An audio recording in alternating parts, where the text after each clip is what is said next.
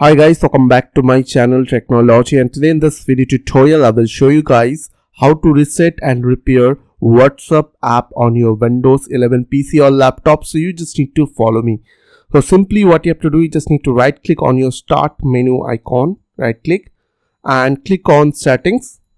After open settings window, you just need to click on apps from your left side. On your right side you will get installed apps over here.